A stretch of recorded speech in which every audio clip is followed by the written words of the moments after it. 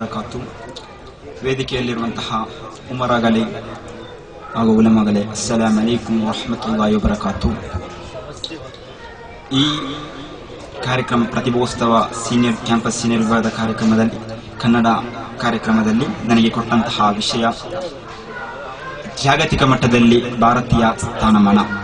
ಜಾಗತಿಕ ಮಟ್ಟದಲ್ಲಿ ಭಾರತೀಯ ಸ್ಥಾನಮಾನ ಎಂಬುದನ್ನು ಅದಕ್ಕಿಂತ ಮೊದಲಾಗಿ ಭಾರತ ಎಂದರೆ ಏನು ಎಂಬುದನ್ನು ಅರಿತುಕೊಳ್ಳುವಂತಹ ಮಹತ್ತರವಾದಂತಹ ಸ್ಥಾನವಾಗಿದೆ. ಭಾರತ ಎಂದರೆ 29 ರಾಜ್ಯಗಳನ್ನು ಹೊಂದಿರುವ 3,287,590 ಚದರ ಕಿಲೋಮೀಟರ್ ಹೊಂದಿರುವಂತಹ 4.962 ಟ್ರಿಲಿಯನ್ ಜನಸಂಖ್ಯೆ ಹೊಂದಿರುವಂತಹ ಒಂದು ಬಲಿಷ್ಠ ರಾಷ್ಟ್ರ. ಈ ಬಲಿಷ್ಠ ರಾಷ್ಟ್ರವು ಜಾಗತಿಕ ಮಟ್ಟದಲ್ಲಿ ಯಾವ ರೀತಿಯಾಗಿ ಸ್ಥಾನವನ್ನು ಇಟ್ಟುಕೊಂಡಿದೆ ಎಂಬುದನ್ನು ಬಗ್ಗೆ ನಾವು ಚರ್ಚೆ ಮಾಡೋಣ. ಜಾಗತಿಕ ಮಟ್ಟದಲ್ಲಿ ವಿಶ್ವಕ್ಕೆ ಒಂದು ಶಾಂತಿಯ ಯಾವುದೇ ಸಮಯದಲ್ಲೂ ಸಂದರ್ಭದಲ್ಲೂ ಶಾಂತಿಯನ್ನು ಹೇಳುವಂತಹ ಶಾಂತಿಯನ್ನು ಪ್ರಾಯೋಗಿಕವಾಗಿ ಚಿಂತಿಸುವಂತಹ ಒಂದು ರಾಷ್ಟ್ರವಾಗಿದೆ ಭಾರತ. ಅದಲ್ಲದೆ ಯಾವುದೇ ಸಮಯದಲ್ಲೂ ವಿವಿಧತೆಯಲ್ಲಿ ಏಕತೆಯನ್ನು ತುಂಬಿರುವಂತಹ ಒಂದು ಪ್ರಬಲವಾದ ಬಲಿಷ್ಠವಾದ ರಾಷ್ಟ್ರವಾಗಿದೆ ಭಾರತ. ವಿಶ್ವಕ್ಕೆ ಜಾಗತಿಕ ಮಟ್ಟದಲ್ಲಿ ವೈಜ್ಞಾನಿಕ ವಲಯದಲ್ಲಿ ಸಾಂಸ್ಕೃತಿಕ ವಲಯದಲ್ಲಿ ಅಮೆರಿಕದಲ್ಲಿರುವಂತಹ ರಾಜ್ಯಕ್ಕೆ ನೆಲೆಯಲ್ಲಿ ಕೂಡ ಭಾರತ ತನ್ನ ನೆಲೆಯನ್ನು ಸ್ಥಾಪಿಸಿದೆ. ಅದೇ ರೀತಿಯಾಗಿ ಭಾರತದ ಸ್ವಾತಂತ್ರ್ಯ ಪೂರ್ವದಲ್ಲಿ ನಾವು ನೋಡಲಿಕ್ಕೆ ನಮಗೆ ಕಾಣ್ತದೆ, ಇತಿಹಾಸದ ಪುಟಗಳು ನಮಗೆ ಕಾಣ್ತದೆ. ಅಪ್ರತಿಮ ಕನ್ನಡಿಗನಾದ ಟಿಪ್ಪು ಸುಲ್ತಾನ್ 1953ರಲ್ಲಿ ಜನಿಸಿ 99ರಲ್ಲಿ ಮರಣ ಹೊಂದಿದಂತಹ ಒಬ್ಬ ಅಪ್ರತಿಮ ಕನ್ನಡಿಗ ಟಿಪ್ಪು ಸುಲ್ತಾನ್ ಪ್ರಥಮವಾಗಿ ವಿಶ್ವಕ್ಕೆ ಮಿಸೈಲ್ ರಾಕೆಟ್ ಅನ್ನು ಕಂಡುಹಿಡಿದಂತಹ ಕೀರ್ತಿ ಕನ್ನಡಿಗನಾದ ಟಿಪ್ಪು ಸುಲ್ತಾನ್ಗೆ ಸಲ್ಲುತ್ತದೆ. ಇದು ಭಾರತದ ಅಂತಾರಾಷ್ಟ್ರೀಯ ಮಟ್ಟದಲ್ಲಿ ಜಾಗತಿಕ ಮಟ್ಟದಲ್ಲಿ ಭಾರತೀಯ ಸ್ಥಾನಮಾನವನ್ನು ನಮಗೆ ಲಭಿಸುವಲ್ಲಿ ಕಾರಣವಾಗಿದೆ. ಅದೇ ರೀತಿಯಾಗಿ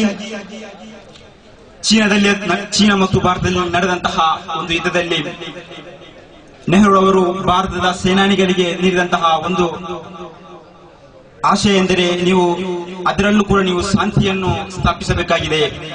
ಚೀನಾದ ಸೈನಿಕರು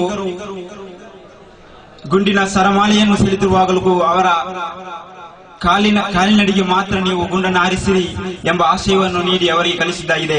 ಅದರಲ್ಲೂ ಕೂಡ ಭಾರತವು ಶಾಂತಿಯನ್ನು ನಮಗೆ ತೋರಿಸಿಕೊಟ್ಟಿದೆ.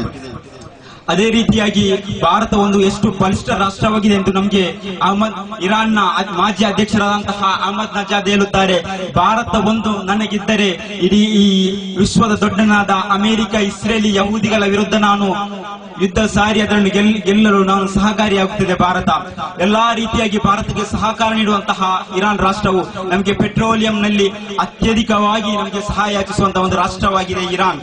ಆ ಇರಾನ್ ಹೇಳುವುದು ಅಹಮದ್ ನಜಾದ್ ಒಬ್ಬ ಅಪ್ರತಿಮ ನಾಯಕನಾದ ಅಹಮದ್ ನಜಾದ್ ಹೇಳುವುದು, ಭಾರತ ಒಂದು ನನ್ನೊಂದಿಗಿದ್ದರೆ ಯಾವುದೇ ರಾಷ್ಟ್ರ ಬೇಡ, ಭಾರತ ಒಂದು ನನ್ನೊಂದಿಗಿದ್ದರೆ ಈ ವಿಶ್ವವನ್ನೇ ನಾನು ವಿಜಯಿಯಾಗಿದ್ದೇನೆ. ಯಹೂದಿಯರ ಮೌಢ್ಯ ಹೊಂದಿದಂತಹ ಅಮೆರಿಕದಂತಹ ರಾಷ್ಟ್ರದ ವಿರುದ್ಧ ಯುದ್ಧ ಸಾರಿ ನಾನು ಜಯಿಸಬಲ್ಲೆ ಎಂದು ಅಹಮದ್ ನಜಾದ್ ಆ ಸಂದರ್ಭದಲ್ಲಿ ನಮಗೆ ಹೇಳುತ್ತಾರೆ. ಅದೇ ರೀತಿಯಾಗಿ ವಿಶ್ವಕ್ಕೆ ಭಾರತ ಒಂದು ಪಾಠ ಕಲಿಸಿದೆ ನಮಗೆ ನೆನಪಿದೆ.